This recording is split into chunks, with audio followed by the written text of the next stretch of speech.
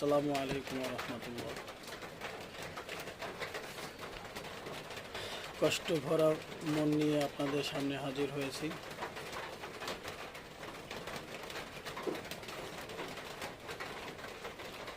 আমরা আসলে ভালো নেই। এর কারণ হলো আমাদের এই বাংলাদেশে প্রতি বছর প্রায় এমন সময় আষাঢ় মাসে এমন পরিস্থিতি শুরু হয়, আপনারা একটু খেয়াল করলে অবশ্যই দেখবেন যে প্রায় প্রতি বছর এই সময়টাতে, এরকম বর্ষাকালীন সময়টাতে প্রচুর পরিমাণে বৃষ্টি হয়। সেই বৃষ্টির কারণে অনেক মানুষ বন্যা কবলিত মুখে পড়েন। তো এবারও সেই একই রকম ঘটনা ঘটেছে।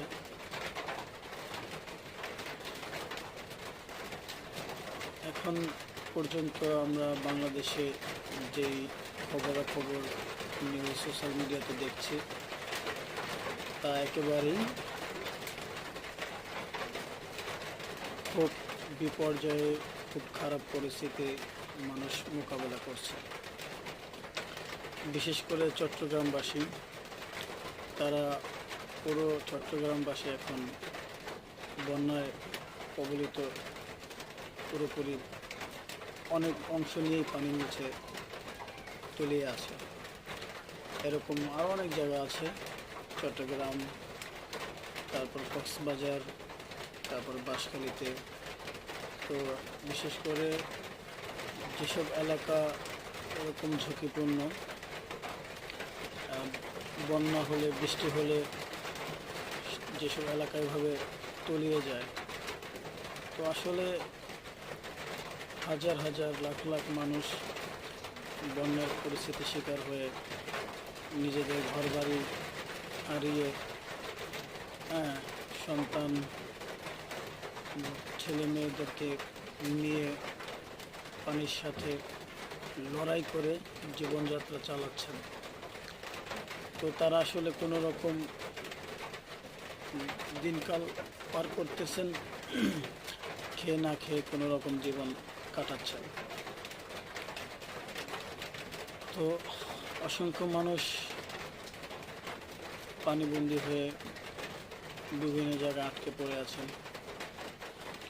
তো এখানে আমাদের হয়তো অনেক কিছু করার মতো সিস্টেম নেই, কারণ বন্যা আমাদের ঝড় বৃষ্টি যখন হয়, বৃষ্টি যখন দেন একমাত্র আল্লাহ পাকই দেন, তার ইচ্ছাই হয়। তো বৃষ্টি যখন দেন যে আল্লাহ, তার রহমত অনেক বেশি, তার পরিকল্পনা অনেক সুন্দর। তো যাই হোক, আমরা আসলে বন্যার্থদের জন্য কিছু করব।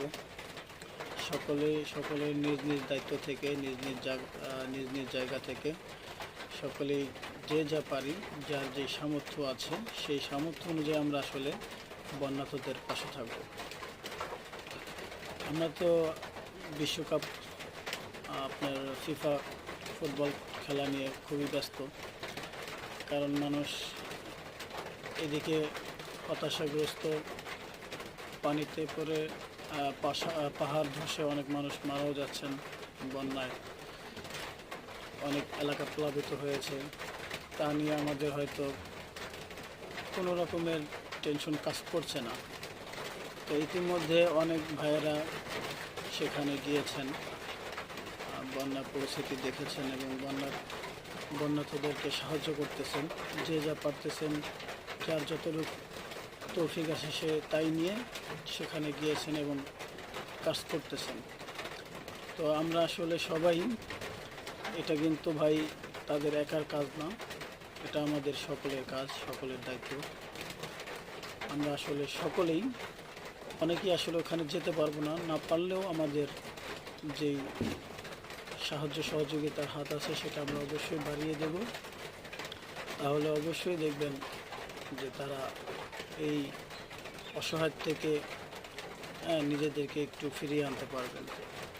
বিশেষ করে আমি প্রবাসী ভাইদেরকে বলবো, যারা রেমিটেন্স যোদ্ধা, আপনারা তো অন্যের মুখে হাসি ফোটানোর জন্যই নিজেদের সুখ শান্তি বিসর্জন দিয়েছেন। রাষ্ট্র, সমাজ এবং নিজেদের পরিবার সকলকে সুখে রাখতেই আপনারা দূর প্রবাসে পাড়ি জমিয়েছেন। তো আমি বলবো যে বিশেষ করে আপনারাও প্রবাসী ভাইয়েরা, আপনারা যারা আছেন প্রবাসে, সকলেই এই বাংলাদেশের এখন যে পরিস্থিতি চলতেছে বন্যার, এই বন্যা পরিস্থিতি মোকাবেলায় আপনাদেরও অবদান রাখতে, আপনাদের অবদানে হয়তো ইনশাল্লাহ হাজারো লাখো মানুষের মুখে হাসি ফুটে উঠবে। তাহলেই দেখবেন আপনাদের জীবনই সার্থকতা নেমে আসবে। আপনাদের জীবনই তখন সফল হবে যে আপনাদের কারণে সাধারণ মানুষ, ক্ষতিগ্রস্ত মানুষ এবং দুর্ভোগে পড়া মানুষদের মুখে হাসি ফুটেছে। তো সকলে বন্যার্থদের জন্য দোয়া করব, আর সবাই চেষ্টা করব যেভাবে হোক বন্যার্থদের পাশে থাকা। ক্ষতিগ্রস্ত মানুষ, অসহায় মানুষ, তাদের পাশে থাকা এবং সর্বোপরি তাদেরকে সাহায্য সহযোগিতা করা। তো এই জন্যই আমি আসলে আপনাদের সামনে কিছু কথা বললাম।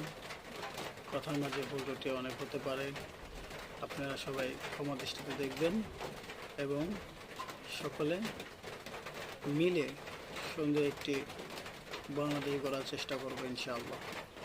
সবাই ভালো থাকবেন। আল্লাহ হাফেজ।